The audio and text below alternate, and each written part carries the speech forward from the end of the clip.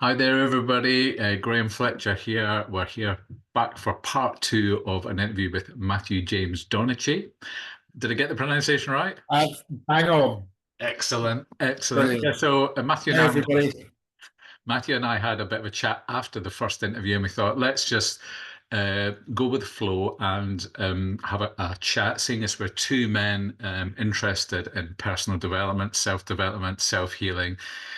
We thought it would be good to have a video that is really kind of focusing towards the male audience. So it might be of interest to people with female partners to point that.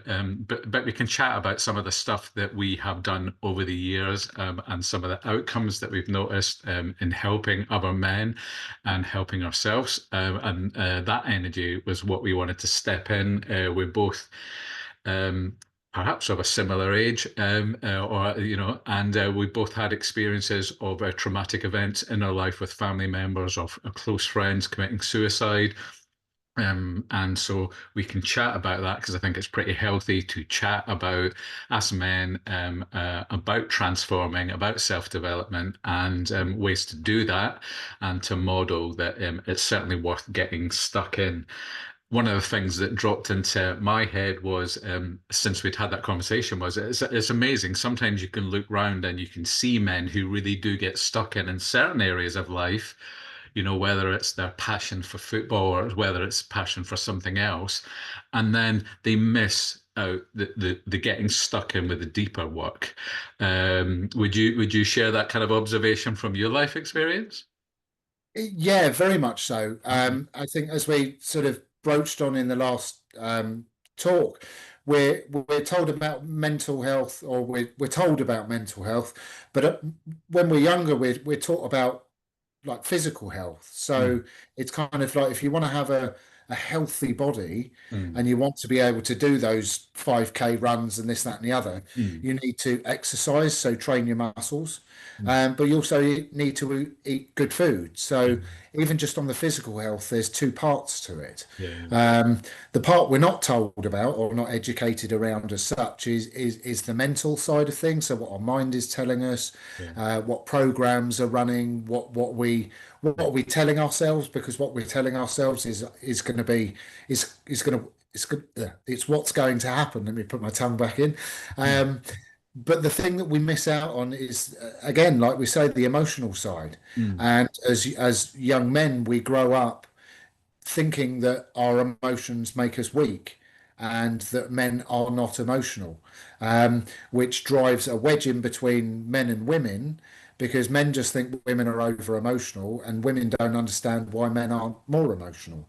And the truth is, in very many ways, on an emotional level, we are the same.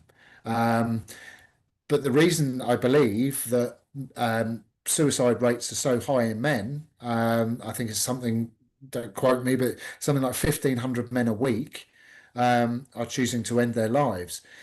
You've got to look at why. There's a reason for that. And people could come up with all sorts of reasons, but my firm belief is because we're not educated on our emotions and we're not clearing our emotions out.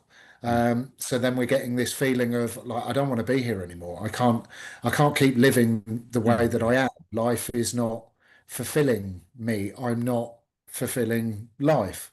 Um, It's a very interesting sort of multi-dimensional kind of piece, isn't it? Because to try and kind of unpick, because obviously, you might grow up in and around emotionally unexpressive male role models, which is my kind of experience in life. But then sometimes, yeah, as a man, I think it's interesting culturally. I think when I was a young man, when I was really into playing football, my dream was I was going to be a professional footballer. I loved watching the TV, and I remember like interesting complexities to that. So the football team I was really into training with, we had like some guys who were really motivated sports coaches who just had an energy of just get round that fucking pitch and run and train and and they pushed. I learned at a young sort of teenage age to that it was okay to be pushed and by somebody else, a male role model. I'm not saying these people were perfect male role models by any stretch of the imagination, but they had a great sense of you need to at least, as a team, be fit on a Sunday to play these this other team. And so there was an element of force or pressure to it, and pushing you past that kind of comfort zone that we talked about in the previous video of, like, and maybe it's okay to go comfort wise, but if you can get in deeper.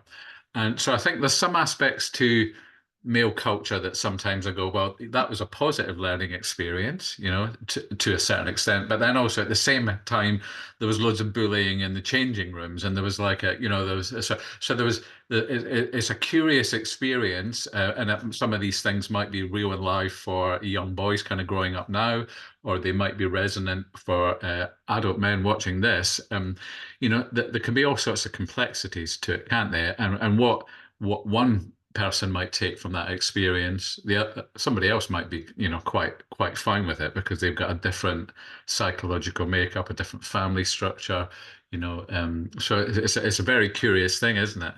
Yeah, it is very much so, and I think it's learning and trying to be all encompassing. To look at, I'm a trained teacher, and you never train or you never teach in just one way Yeah, yeah, because we all learn differently. yeah, of course, yeah, So we need that. We need to look at mental health in that holistic approach. And like you say, for some guy, I was the same. If somebody was like, "Right, come on, keep going, you can do this," yeah. even though my mind was telling me, "No, I'm done.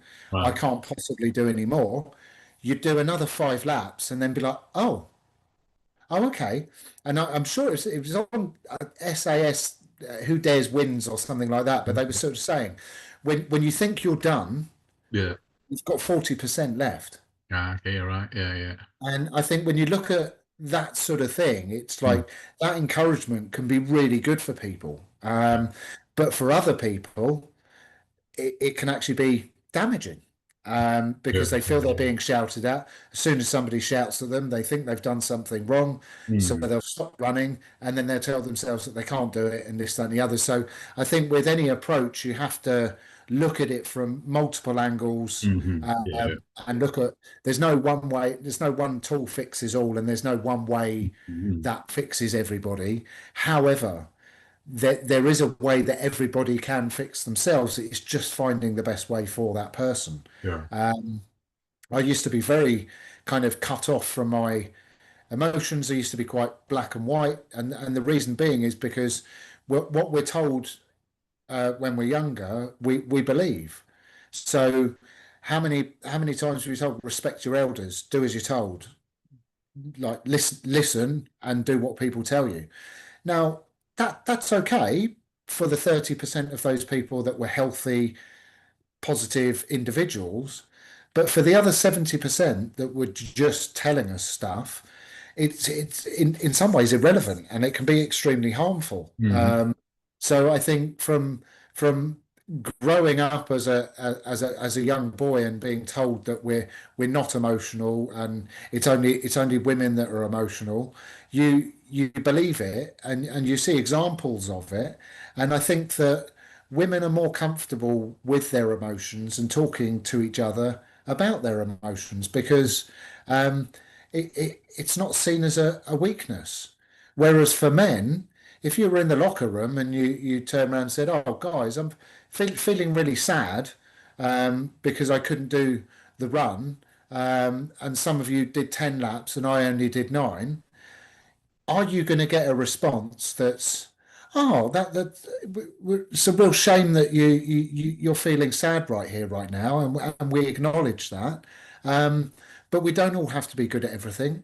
So don't worry, you're far better at maths than I am, and I actually feel quite sort of vulnerable when you're getting asked all the questions in maths, and I'm sitting there thinking, "Oh my God, I don't know any of this." So, but the comment you'd probably come back with, it was, "Oh, you're worse," or something like that. And there's this kind of, because we're not allowed or we're taught not to be emotional, then if somebody shows an emotional vulnerability, often another man will pick up on it and put them down.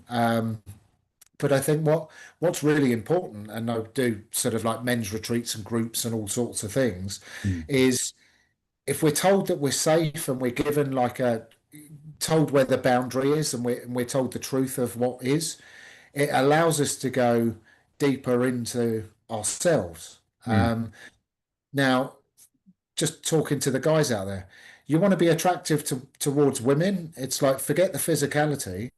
You want to be attractive to a woman, get in touch with your emotions, become emotionally aware, and then you'll be a lot more attractive to them because to be able to talk to a woman on an emotional level without doing the whole man just putting them down. Because how many times do we hear it in life where blokes just go, "Oh yes, women getting emotional again," and it's kind of like no, they're just being real. And again, like we say, the finger pointing in the last interview, they say, "Oh, there's those women getting emotional again." What they're saying is it's unfortunate we don't get more emotional because there's three pointing back at us. So, but by understanding ourselves and being able to accept that emotions don't always mean weakness. A prime example of that, I did a veterans group helping with untying PTSD and complex PTSD for a lot of them. They've seen things and been involved with things that you wouldn't wish anybody to see. Um, and I asked them a question. I was kind of like, what gets you through war? Like, what stops you from running away?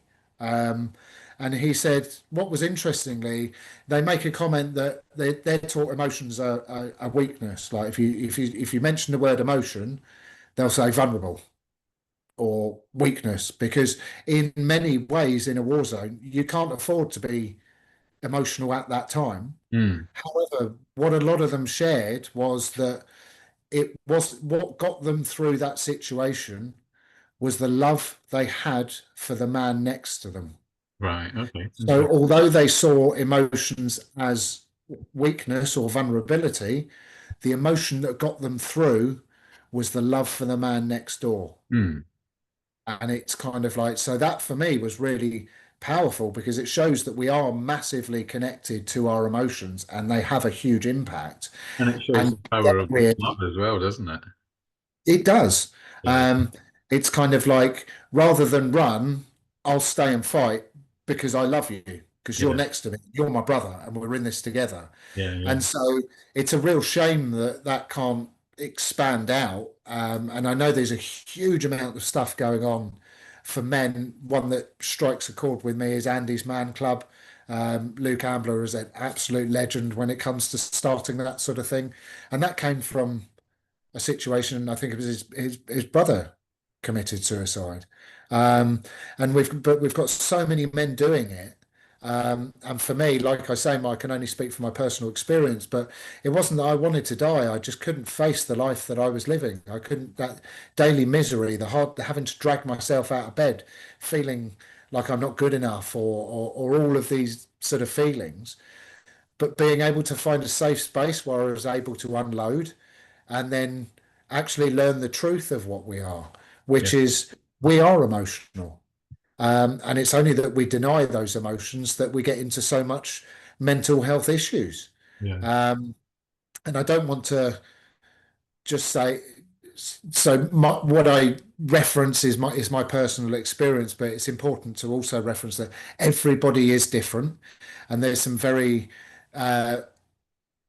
there's a lot of men out there that are quite womanly, are quite in touch with their feminine side, and vice versa, and that sort of thing. So, but I do find that we are very, very, although men and women are very different in some ways, we're also extremely similar.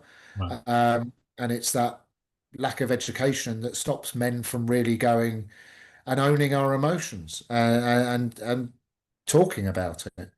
Sure. I mean, the thing that interested me when you were chatting there a minute ago that was dropping in for me is just this kind of observation that that I always try and live my life of trying to act in love. That the power of love, like you just described in a veteran situation about somebody transcending a really challenging situation, and that love was the power that got them through. Now, and I think if you like fear can be a really destabilizing energy. It can be something that can wind down and kind of really get into the sort of mind and the heart, really. But I think if I remember, I mean, I thought it might be quite good maybe for you to explain the moment of clarity that you had when you had a colleague mention breathwork to you. Because I remember when you talked to me about it, I was like, oh, wow, that sounds like quite a transformative man-to-man situation where somebody suggested something at a slightly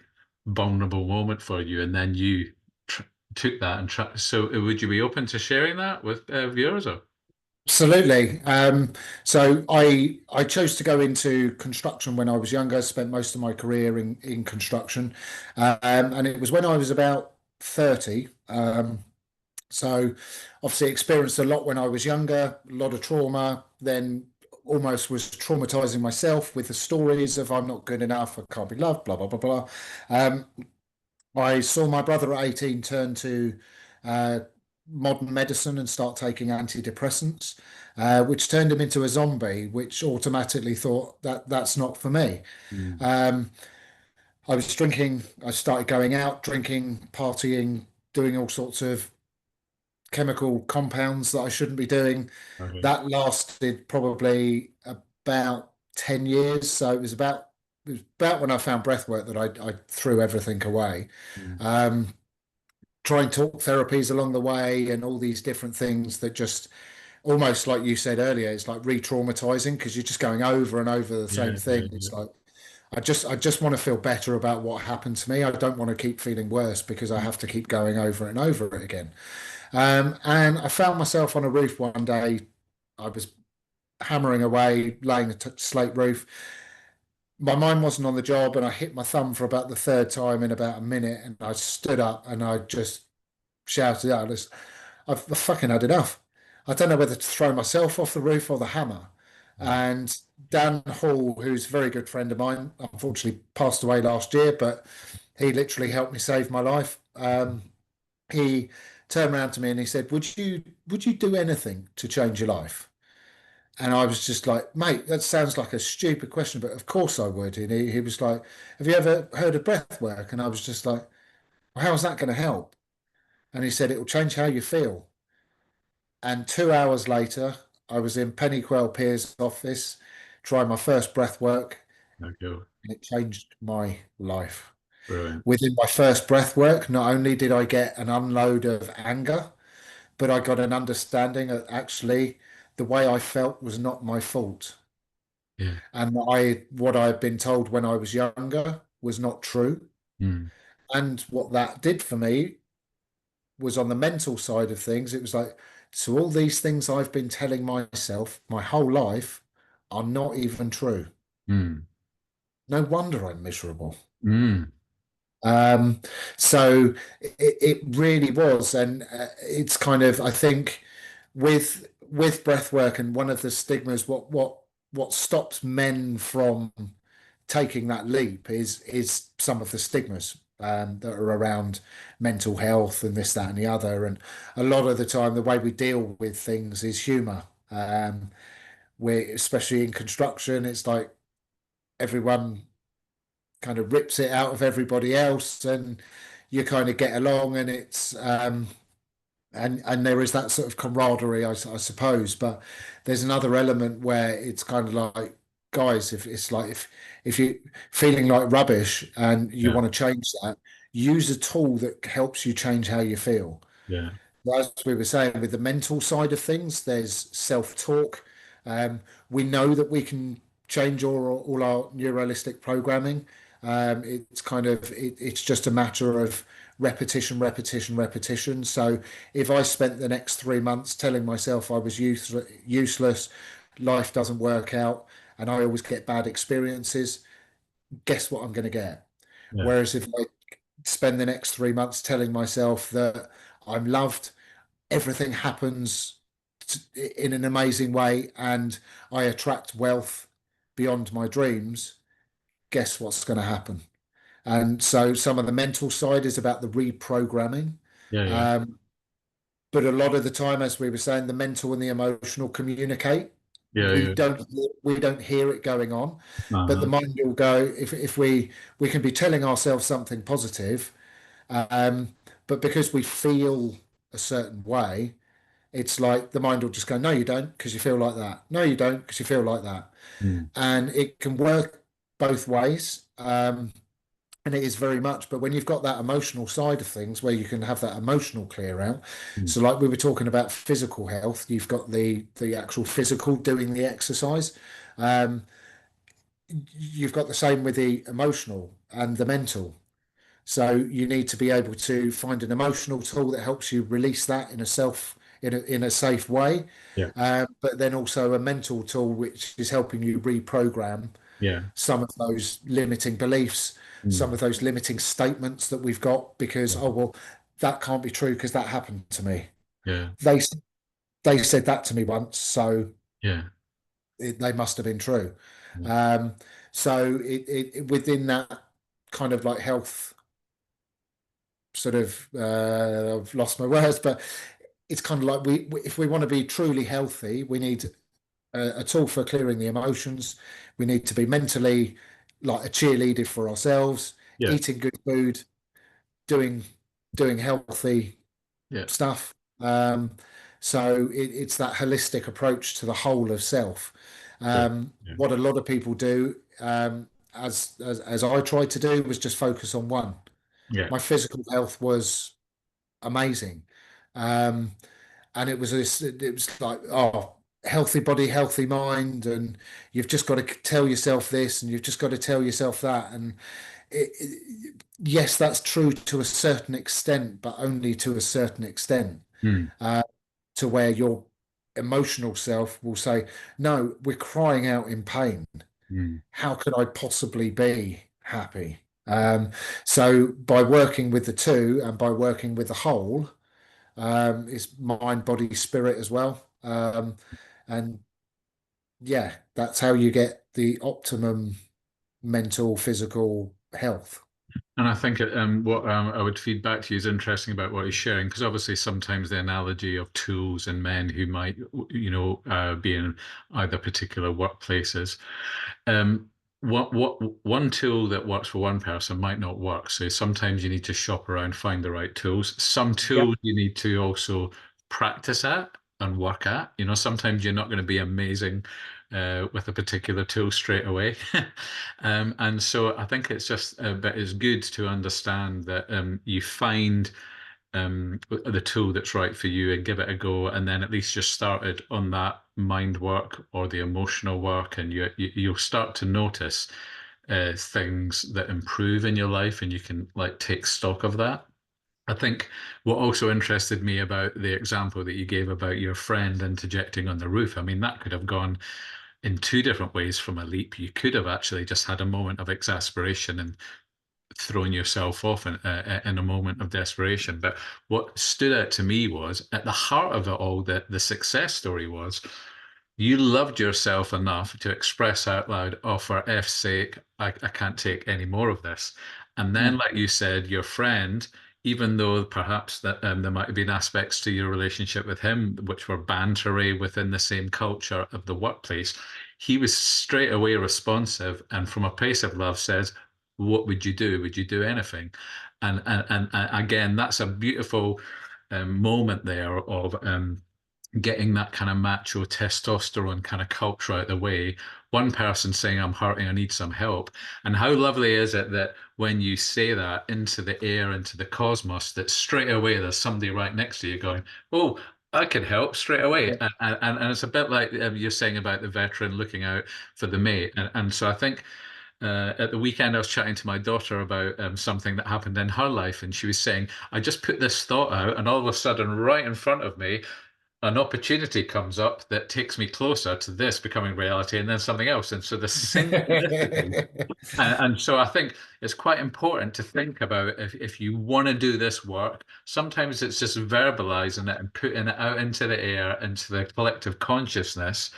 And like you said, the superconscious mind will hear you and respond accordingly. Maybe Yep. point you over there, maybe bring a synchronistic event in front of you so that you go, hold on. And I think it's beautiful to look out for those opportunities in life because it really touched me, your story about what had happened, and what a fantastic story of your friend in that moment, really kind of giving you a pathway. And then you kind of went, oh, yeah, I'm going to grab this. And all of a sudden, you're like, boom, boom, boom, boom, boom. It's like you're um, leaping in the right direction, not in the wrong direction, but you're leaping into a different place. And it sounds like you haven't looked back as well. Absolutely, Yeah, yeah. and it, How it cool. was it was the best personal journey I've ever been on.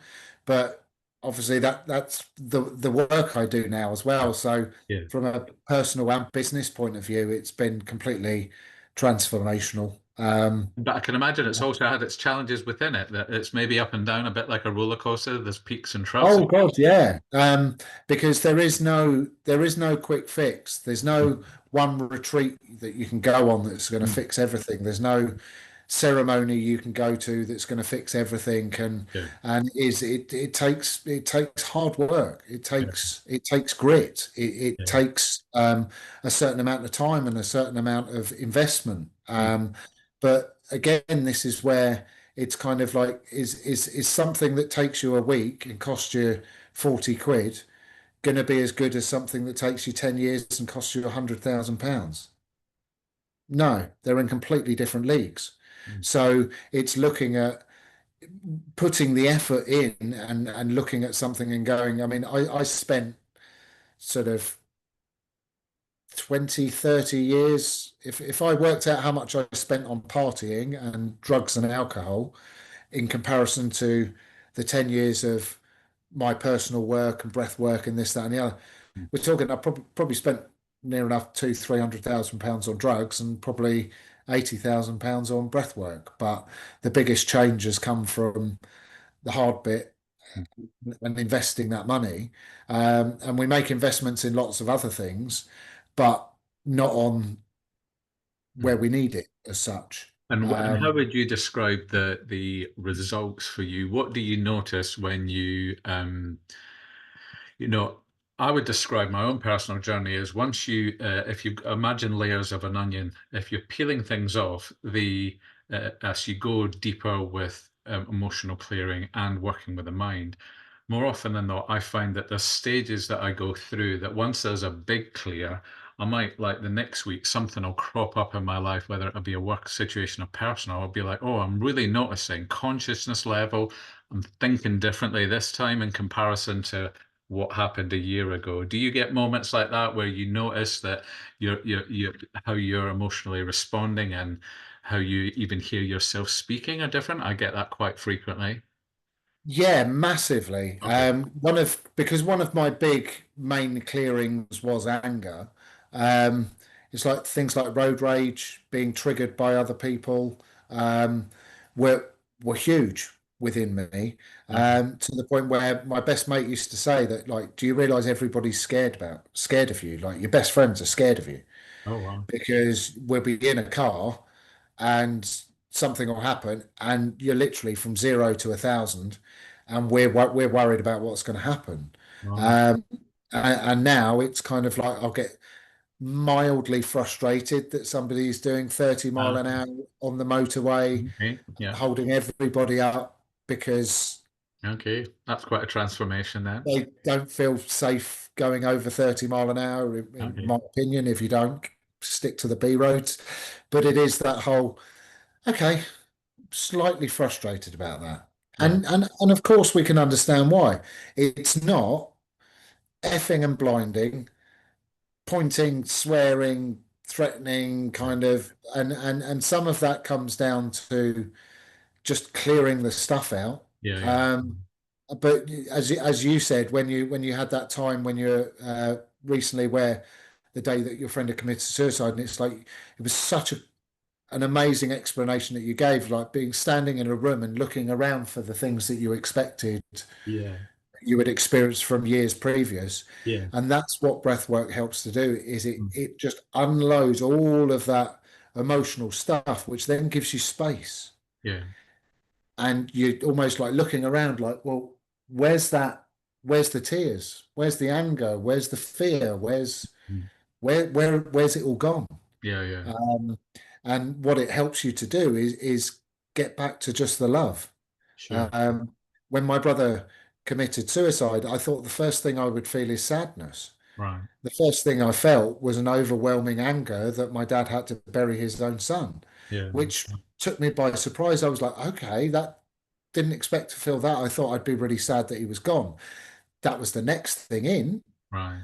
But when we're able, with any, I think with any grief process, whether it's around just losing somebody that you care about, or whether it's sort of suicidal, or even a pet, um, even certain situations. Some people, if they like repossessed house or something, they can.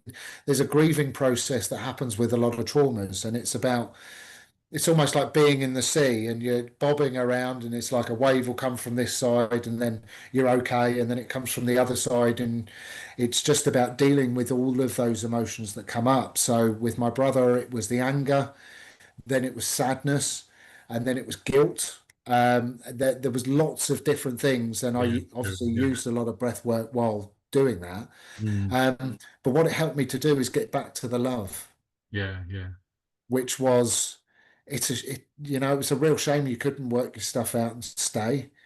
Um, but actually, I'm glad you've gone, because I wouldn't have wanted to witness you go through that much pain for the next 20 years. Yeah. Totally. And that again was quite a strange thing, that I actually then became aware that there was a part of me that was pleased that my brother wasn't here anymore, Right. because at least he wasn't in that pain anymore. He wasn't going through that 24/7 torture. Yeah. Um, Unfortunately, he wasn't open to the holistic side. And he said if because he thought I was crazy for doing breath work, Right. and that's okay.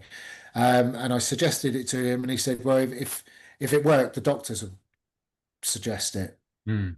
Yeah. And that for me it was like a being Mm. stabbed. It was just kind of like, well, Yeah. I just wish this stuff was on the NHS, Yeah. because it should be. And some of the other tools as well that we speak about, some of the mindset tools, even some of the spiritual tools. Yeah. I think we should have a holistic health system whereby people can pick and choose what they want to do, because as you said, it's not everybody's going to resonate with one thing. Yeah. There are different things. Yeah. In my opinion, breath work is the fastest, most effective way of dealing with emotions. However, there are other things that you can do. Yeah. Yeah. Um, so yeah, but I think it's really important for men to kind of like really be educated, and not see emotions as a weakness, and actually see that it can actually be a strength. Um, and it can I don't want to use it as if you want to be more attractive to women, be more connected with your emotions. But I tell you what, if you want to improve your relationships with women, if you want to sort of have that deeper, meaningful connection with your partner, get in touch with your emotions. Not only will you change your life, but your relationship will go from like 10 to 100. Um, Yeah. it's like, because when you connect on that emotional level, suddenly you really feel safe and you really feel understood, Yeah. um, which takes the mental, the emotional, and the physical to a whole new level. Yeah, Um, absolutely. I would echo that for my own life. I think the one thing I wanted to kind of respond and just make sure, I think hopefully we're both clear on this. For me, the message would be suicide is not the answer. It's a deeply impactful thing that happens and sends massive shockwaves out into communities for all those loved ones. And so, for anybody thinking in that way, please look to opening up to people and getting some help and putting messages out into the world that you need help, and doing the work. Be prepared to perhaps get into that more deeper uncomfortable area that you sense within yourself that's unresolved, but then make a promise to yourself to lovingly address that, rather than kind of letting fear and confusion kind of drive you to a really extreme situation. Because it's a very blessed experience to be on this planet, created. And sometimes, that there can be tricky family dynamics that we carry along through journeys. But I think it's an important message that I thought underpins what we're both talking about, is about loving oneself. Even and loving oneself means looking at the awkward areas and being Yep. and being committed to going, you know what, it might take a bit of a time, but how lovely it is when you get to a place where you're having enhanced relationships with people, you're having enhanced conversations, you're noticing loads of things kind of coming into your life in really positive ways. And that's why I thought we should have this second chat, and it's been great. Hopefully, this Yep. will inspire some men watching to find their way, to get stuck in, to start and assembling a toolkit of things. And we're a couple of guys who've got this toolkit available to us if they need various tools. And so I think that's an encouraging thing, you know, just men putting positive energy in the world for other men from all walks of life. Yeah, get stuck in, do the work. There is people out there to help you, is the message that we're both sharing, isn't it?